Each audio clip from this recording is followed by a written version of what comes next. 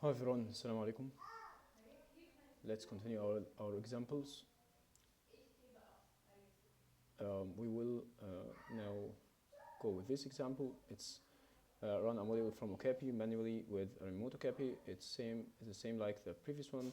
The difference is we will run in a Docker environment.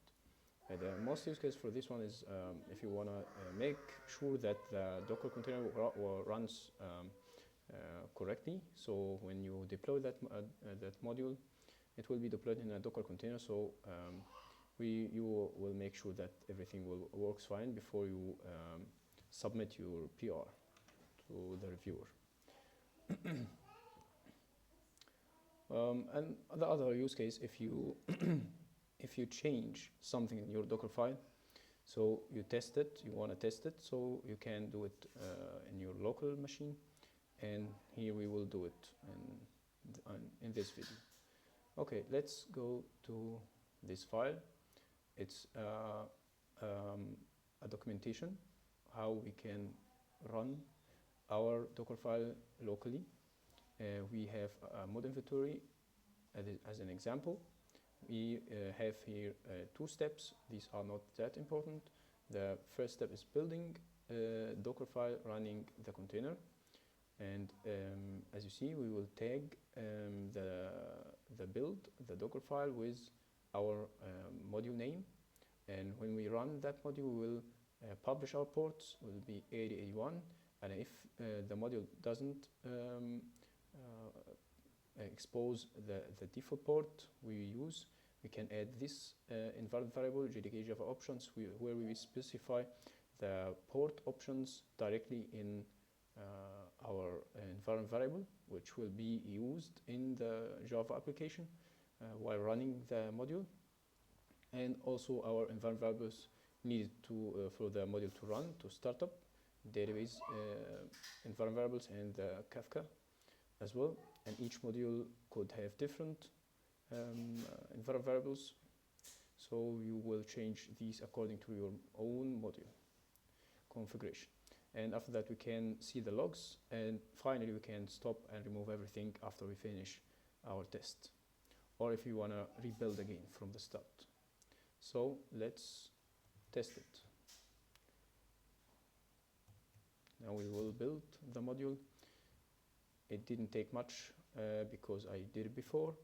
If you do it the first time, it will take a little bit time to download everything from Docker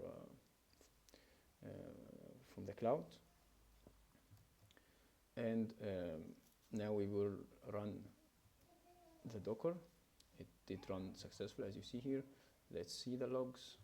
Copy that, paste here, and as you see, everything is fine. And you can now stop everything, but before that we will test the API. Let's go there.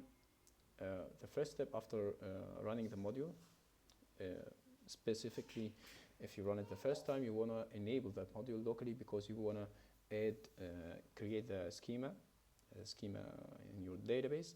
And for our module, it will not create any schema because our module doesn't have a schema.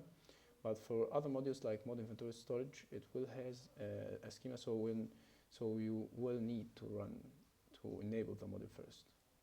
As you see, we will hit our module, which we did run shortly. We did run it a short time before. For now, if we go here and we see, you will see here our mod inventory is up and running, published the port 8081, as you see, and it's about a minute. Yes, everything is fine.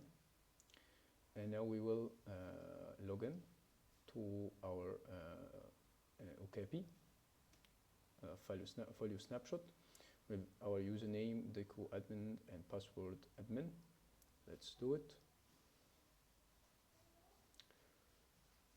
Through the script here, we will add the token coming from the cookie, from the response.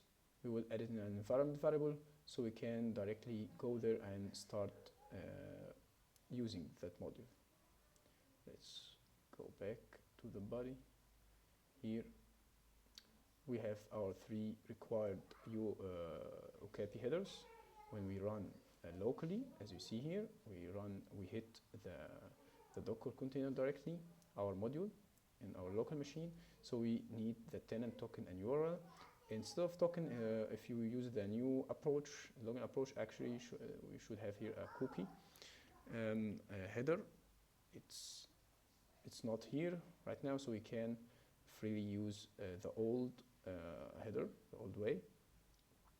And we have our URL, Okapi URL. It's very important to specify the Okapi URL so the communication inside the module will work fine without any problems. We did add the folio snapshot Okapi URL. Our user ID is the user ID, the user I logged in to the Okapi with, the user ID for the user I did use for logging. It exists actually in the token itself, as this token is an JWT token, so you can go to jwt.io and paste that token there, and you will have the payload previewed. You can see, we will see the user ID there. You can copy the user ID and put it here for the header X Okapi user ID, and then now we can send our request. Wait for the response. As you see, we did get a response. This response comes from the cloud folio snapshot Okapi instance. It's not coming from our local machine, but we went through our local module to connect to the remote Okapi instance. That's it, and thank you, and see you in the next one.